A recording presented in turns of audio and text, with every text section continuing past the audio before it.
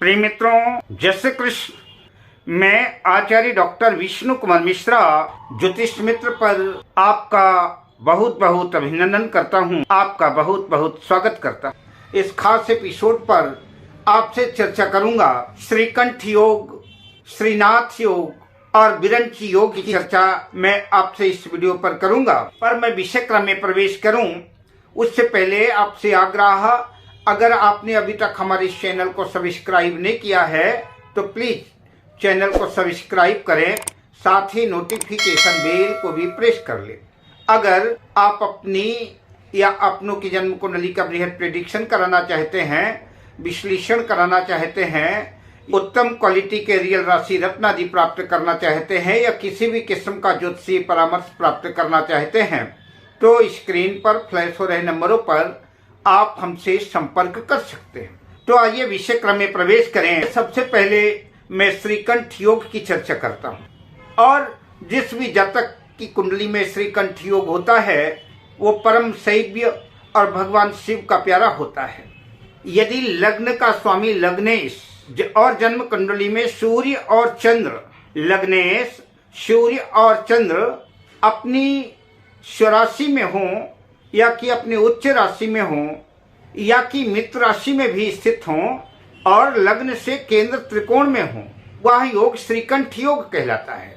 जिस भी जातक की जन्म कुंडली में यह श्रीकंठ योग पाया जाता है वह भगवान शिव का परम भक्त होता है, भस्म रुद्राक्ष आदि धारण करने वाला होता है, ज्ञानी होता है, धवल शरीर का होता है, सुंदर मुखाकृति होती है। ऐसा जातक धार्मिक सदाचारी होता है, महात्मा होता है, लोगों का परोपकार करने वाला होता है, उपकार करने वाला होता है और ऐसा जातक भगवान शिव की कृपा से परम तेजस्वी होता है। तो ऐसा जातक उच्चाधिकारी होता है, IAS IPS वगैरह होता है या कि कुशल सर्जन होता है, इंजीनियर आदि होता है, उच्च पदों पर रह करके अपने आप को गौरवान्वित करता है और दौलत शोहरत सब कुछ अर्जित करता है। ऐसे जातक राज सत्ता पर भी सुशोभित होते हैं, अनुशासन के साथ में शासन करते हैं। जिसकी भी जन्म कुंडली में श्रीकंठ योग पाया जाता है वह अत्यंत सौभाग्यशाली होता है, उसकी यश कीर्ति दूर दूर तक जो है होती है। अब आइए चर्चा करते हैं श्रीनाथ योग की। श्रीनाथ योग जन्म कुंडली में दो तरह से बनता है। यदि जन्म कुंडली में भाग्येश, भाग्य भाव का स्वामी और साथ ही शुक्र और बुध की युति वैसे भी लक्ष्मी नारायण योग बनाती है, तो भाग्य भाव का स्वामी और शुक्र और बुध ये अपनी स्वराशि में हो, अपनी उच्च राशि में हो या अपनी मित्र राशि में हो और लग्न से केंद्र त्रिकोण भाव में स्थित हो तो जन्म कुंडली में श्रीनाथ योग बनता है। आइए एक अन्य प्रकार से दूसरे तरीके से भी श्रीनाथ योग ज्योतिषीय दृष्टिकोण से बनता है, मैं उसकी भी चर्चा आपसे करता चलूं। कामेश्वरे कर्मगते स्वतुंगे कर्माधिके भाग्यप संयुते च श्रीनाथ योगः शुभ दस्त दानी जातो नरः शक्र समो नृपालः।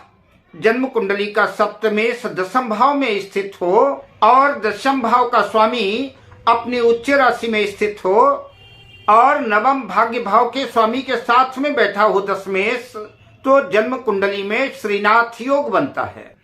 श्रीनाथ कहते हैं भगवान विष्णु को।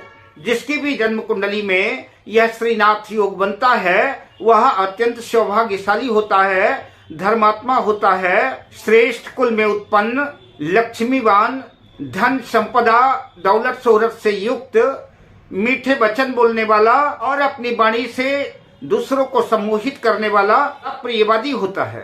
ऐसे जातकों के शरीर में बहुधा भगवान विष्णु के जो आयुध होते हैं, शंख चक्र गदा पद्म आदि, इनके शरीर में कहीं न कहीं चिन्हित होते हैं। ये परम वैष्णव होते हैं, भगवान विष्णु राम कृष्ण को मानने वाले होते हैं, सत्संग इनको प्रिय होता है और ऐसे व्यक्ति सदाचारी धर्मात्मा होते हैं और सरकारी उच्च पदों पर उच्चाधिकारी होते हैं और अपने कार्य को बड़ी कुशलता पूर्वक संपन्न करते हैं और इनके पास दौलत शोहरत किसी भी चीज की कमी नहीं होती।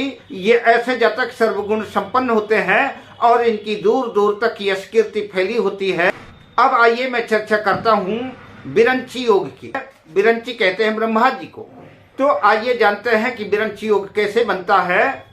जन्म कुंडली में पंचम भाव का स्वामी गुरु और शनि अपनी स्वराशि में, अपनी उच्च राशि में, अपनी मित्र राशि में स्थित होकर के लग्न से केंद्र त्रिकोण भाव में स्थित हो तो जन्म कुंडली में विरंची योग बनता है। जिस भी जातक की जन्म कुंडली में यह विरंची योग बनता है, ऐसा जातक अद्भुत ज्ञानी होता है, अद्भुत विद्वान होता है, तो तमाम शास्त्रों में पारंगत होता है। ऐसा व्यक्ति ज्ञानवान बुद्धिमान तो होता ही है, उच्च कोटि का ब्रह्मज्ञानी भी होता है।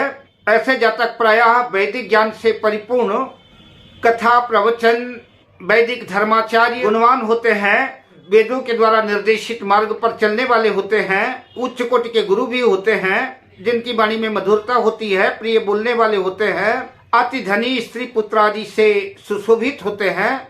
ऐसे जातक सात्विक होते हैं और इनके माथे पर सहज ही ब्रह्म तेज झलकता हुआ दिखाई देता है। ऐसे जातक दीर्घायु, लंबी आयु वाले, अपनी इंद्रियों को जीतने वाले, जितेंद्रिय और राजा महाराजाओं के द्वारा सम्मानित होते हैं। राज सत्ता पर भी इनकी भागीदारी ऐसे जातकों की होती है।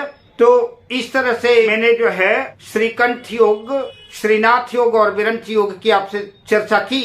अब मैं आपसे लेता हूँ विदा, शुभकामनाओं के साथ। जय श्री कृष्ण।